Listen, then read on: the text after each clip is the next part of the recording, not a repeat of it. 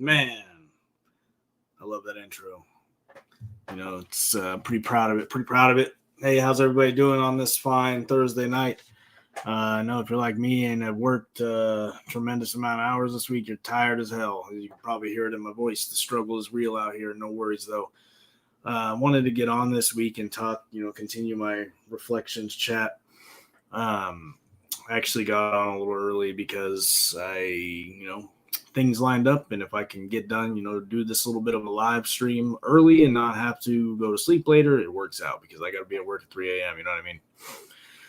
Again, I hope everybody watching this is doing well. Today we're going to be talking about the mind and different ways you can reprogram your mind in order to, they always talk about the power of positive thinking and that stuff.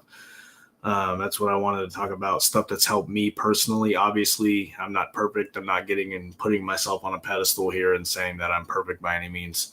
But what I'm going to do is try to offer people watching, tools to try to get out of mental funks that they may be in, depression funks that they've been in for a long time, or, anxiety, etc. The list goes on and on. I've literally suffered with depression and anxiety my entire life, crippling anxiety.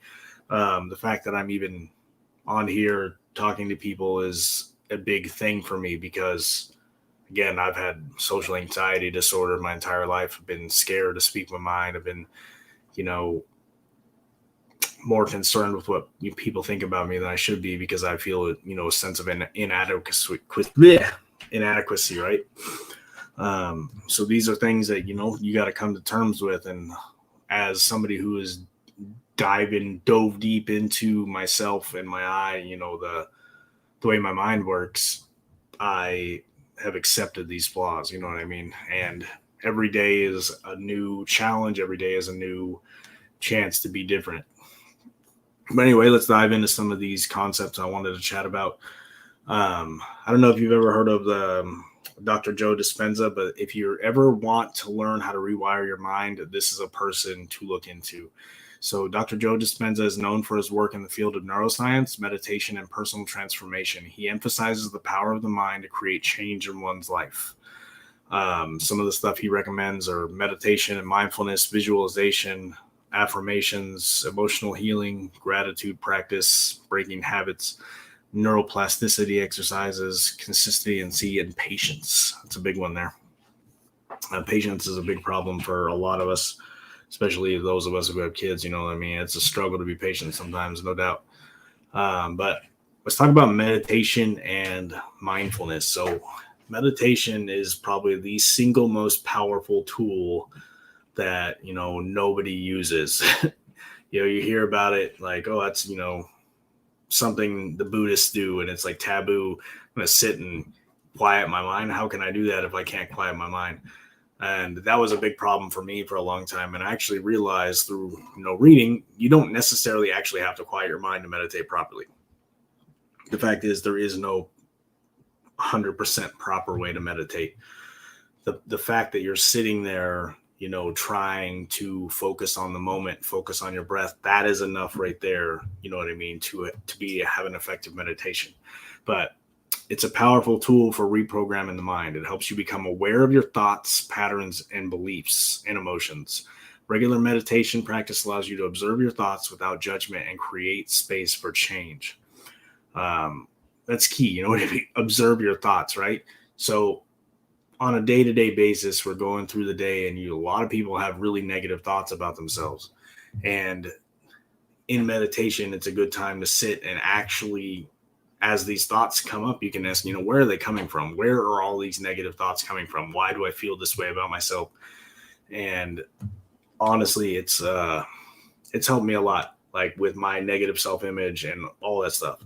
It's super key. I've done it pretty much every single night for several years now. I used to smoke a bunch of weed and sit and meditate. That was my thing. For a long time, but I get drug tested at work, so I can't do that, right? So, that's my thing. I don't necessarily, I'm not saying you should go out and smoke weed all the time, but if you're going to do anything, that's the one to do. Use it for spiritual purposes. You know what I mean? Other things, There's all kinds of teas that can help with that stuff. But another thing would be, visualization is another thing Dr. Joe Dispenza talks about, and it involves mentally rehearsing and experiencing the desired outcomes or changes in your life by vividly imagining your goals and desires. You can actually rewire your brain to align with these intentions. And there's a key to why this practice is so powerful. So any of these books that talk about people becoming famous, they always tell you to visualize your goals, and they don't really get to the nitty gritty as to why that is. And the fact is, what they don't tell you is that we have an influence over our reality based on the law of attraction. You attract what you are. There is no doubt in my mind that if you believe in anything, the law of attraction is 100% real. And we are actively creating our reality, actively influencing our reality, if you will. So by visualizing what you want, consistently on a day-to-day basis, the universe, God, whatever you want to call it, the infinite consciousness is going to eventually, react with that. And this is going to be drawn into your experience. It's fascinating when you start to do these things and you start to prove this to yourself. Like it's provable. The thing about it is, if you try this and nothing happens, right? You have zero to lose. You're not losing anything by consistently trying it. And let's not be ridiculous. And the usual common thing is, I want to visualize myself with $1 million. And the thing about it is, it's not as simple as that, right? So all these books, like the book, like Think and Grow Rich is a good example. I'm obsessed with that book. I read it now 3 times. And the fact is, you can visualize yourself as a millionaire, but you also need to develop a plan on how you're going to get there, right? You're not going to, necessarily $1 million is going to fall into your lap, because you have to match that consciousness in your mind. So what are you going to do to gain that? You know what I mean? You start a business and you put in your mind that your business is going to be successful. You visualize that every single day. That is going to, heaven and earth is going to get moved, and you will become successful in your endeavors. But the fact is, you have to also put forth, actions, catalytic actions, if you will. And that is a big thing that people don't, realize. And another thing about it is you have to be consistent. One of the last things that it talked about here was consistency and patience. A lot of people, when they try these things, they do it for a few days and they're like, oh, I've been good for a few days, and then they give up. People try exercise for a few days. They don't notice immediate results, so they give up and walk away from it. Or they try a diet for a week. Everybody listen to this, I guarantee you, has done this, right? You've tried a diet, tried exercise. Oh my God, my arms are not getting bigger, so I'm not going to keep doing this. But the fact is, you give yourself a month, 2 months of doing it, you're going to notice changes. You give yourself 6 months, you're not going to recognize yourself anymore. That's the facts. It is all about patience and consistency and actually keeping, to what you're doing and not giving up. Once that happens, I'm telling you, once you start to actually do these things, you start to legitimately heal, or you start to go in the direction that you want. Me getting on here and doing this podcast, for me, is a prime example of that. Like a few years ago, I was terrified to even talk to people. Like, I have literally been diagnosed with social anxiety disorder, depression, told that, I'm broken and I need to be on all these medications. And that's just, whatever you want, they want to do to create a customer, right? But the fact is, what I've done is consistently, anytime these negative thoughts about myself come up, I take them out immediately and replace them with something better. Like, I'm like, oh, I'm worthless or this or that. Instead, I'm worthy. I am enough. I am, doing the best that I can. These kinds of things, it sounds silly, but you do it enough and you literally start to change your internal beliefs about yourself and therefore the world. All the great self-help books tell you that there is nothing to change but yourself. If you're sitting here complaining about all the things going wrong in your life, You have to change the way you view the world. And the only way to do that is by changing you. That is key. If you're in consistently having crappy relationships over and over again, and you keep going into new relationships, you're bringing that same self into these new relationships. So you need to work on you, and then the world will change around you. This is 100% true. I promise you. There is no one to change but you. And in marriage, I figured that out over the years. There's quite literally nobody to change but you. And that's just a fact. Let's see what's going on here. Take a little brief pause and drink some water. My thing's broken. I can't tell if anybody's actually watching, but oh well. I just hope it's actually live here. Give me just a second pause. Double check my YouTube. Again, thanks for watching. Thanks for watching indeed. I'm just checking to see if I'm actually live here. I am. Cool. It's good to know, bro. Good to know. Anyway, again, back to where I was talking about. So how I got on this subject, how I got on this idea is when I was suffering quite heavily with, mental illness my entire life, if you will, illness, quote unquote. I'm not going to use that term. I use that term loosely, but because I've been diagnosed with major depression and all this stuff. And then you start to realize once you really, really dive deep, what you have is trapped inside of you. So you have emotions. You have something that you're not dealing with inside of you, regardless of, that nothing's bothering me, but you're consistently depressed all the time. Something is going on. You know what I mean? I'm a firm believer in that. Like, if you are depressed all the time, go see somebody, go talk to somebody, get, the help that you need so you don't end up doing something stupid. I talked with a friend today about this. Like, you know what I mean? Like, he asked me if I ever, thought about committing suicide. And this is a really heavy subject and it's a trigger warning. I'm sorry. And the fact is, I can honestly say that I have, and that's a terrible thing. And the only reason I'm saying this is because I'm a real person, and real people at some points in their life sometimes think this stuff, and was at the lowest point in my life at that point in time. And what I'm saying is that type of, killing yourself or committing suicide doesn't change, what has already happened. What it changes is it eliminates the possibility of any good things in your life. And it sucks. It destroys everybody around you. Everybody blames themselves. It is the worst. You know what I mean? It's just terrible.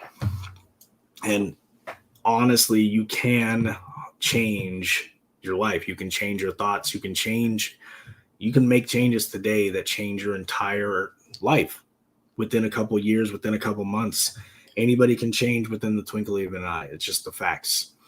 And you don't need the Bible. You don't need religion. You don't need anything but you. What you need is to change your thoughts. A book I can recommend for this kind of thing, to learn more about this, is The Power of Your Subconscious Mind. When I read that book, I had an aha moment. I had like a spiritual experience reading that book. I realized that it isn't. So in the book, it talks about quite heavily. It says it's not the thing believed in that it's not the thing that believed in that matters. It is the belief itself that matters. So like when people are praying to all these different gods, they're praying to something higher than themselves, and it activates the subconscious mind, which is linked to the cosmos, the universe, God, whatever you want to call it, the underlying faculty in all these different religions. It's all the same. They may have different versions, different names, different whatever you want to call it, different dogmas, but it's all really based on one universal truth. And that's the creator of the entire universe, God itself, the universe itself. Some people get mad when you call it the universe, but the fact is the entire universe is God. But I've said this before, I'll say it again. But what I realized again, it is the subconscious mind that is what is the driving force behind the law of attraction. So by consistently feeding your subconscious mind, which is your deep deep part of your mind, and they've done all kinds of tests on this. There's all kinds of science. I've read everything I can possibly read on the subconscious mind, and it's 100% true. I've proven it to myself. That's why the idea of manifestation works. That's why the idea of replacing your thoughts with positive ones works. It's because you create your reality. And what does that is your subconscious mind. You are a magnet. Look at yourself like a magnet, and you are magnetizing things into your experience all day, every day. That's a fact. And one of the ways that you can actually reprogram your subconscious mind, again, is through meditations, affirmations. So affirmations is the big one. One of the best things you can do, write it out. I have this journal right here that it's called the 369 journal, that I've been sitting and I write affirmations every single day based on what I'm trying to attract into my experience. And what you do is you 3 times in the morning, 3 times in the afternoon, 9 times, 3 times in the morning, 6 times in the afternoon, 9 times at night. And I've been doing this for a little bit now, and I like it. I like the way this journal is set up, actually. Not an advertisement, by the way. Just I was given it as a gift. I actually love it. But one of the ways that Dr. Joseph Murphy says in the Power of Your Subconscious Mind books to do is to get yourself into a sleepy, drowsy state, like right before you go to bed, and you consistently say it in like a prayer or a lullaby. So what you're doing is you're actually self-hypnotizing yourself and impressing these thought patterns onto your subconscious mind. That is the key. If you can do this, you get yourself into a sleepy, drowsy, meditative state and consistently command your subconscious, you will get what you desire. You will, again, it is going to attract what you desire into your experience, but you have to have your desire backed by faith. It's one of the things it talks about in the Think and Grow Rich book. Desire backed by faith is one of the most powerful things, powerful faculties we have. And what that means is that you take your desire, make it a burning, burning feeling. Like, I want this more than I want anything. You know what I mean? I want this business more than I want anything, and I'm not going to stop at anything to do that. You repeat this every single day, every single night, and it will happen. Again, you have 0 to lose to try this. You can do this with changing your thought patterns in your mind. You can do this with forgiveness. A really good trick to do before you go to bed is, if you're really, really stuck on something, the way out is forgiveness. You're stuck on a past emotion, it's forgiveness. Forgiveness is the way out. Like the Law of One, which is another book series I'm obsessed with, says that in forgiveness lies the stoppage of the wheel of karma. That means forgiveness is the end all be all. That's why it's a big focal point in Christianity. Forgiveness, you know what I mean? Forgive them, for they know not what they do. Jesus the Christ. It's a good one. But this is key stuff right here. It's very important. Practicing forgiveness every single night before you go to bed. I forgive you. I love you. Please forgive me. If you're trying to get somebody to forgive you, imagine them in your mind. Forgiveness, forgiveness, forgiveness. Forgive yourself. Forgive the people that wronged you. You have to do it. Like, if somebody wronged you in the past and it was horrific, you need to forgive this to get that, those emotions trapped. Forgiveness does not mean what the other person did is okay. Forgiveness is releasing the energy that has the hold over you. That's the keys here, my friends. Anyway, I'm about running low on time here. This actually went quite a bit quicker than I was thinking it was going to. I got just about everything I'm going to talk about. I'm actually going to be doing the part 2 on this next week. I'm going to be talking more about manifestation, more about impressing your subconscious mind, more about the different. I'm going to go heavy into the subconscious mind, because honestly, once you really start to realize it, like really start to read about it, you realize that is what is the key behind all these religions. 100%. That's the key. But anyway, I hope you all have a wonderful day. I appreciate you for watching. Please follow, click like. That helps me out. help me become an up-and-coming YouTuber, trying to spread inspirational messages and help people out, just a regular person just like you. And I'm using this not only to try to help other people, but to help myself. That's the key. We're one big community in this world, and we all need to come together and act like it. That's 100%. Hope y'all have a wonderful day. Many, many blessings.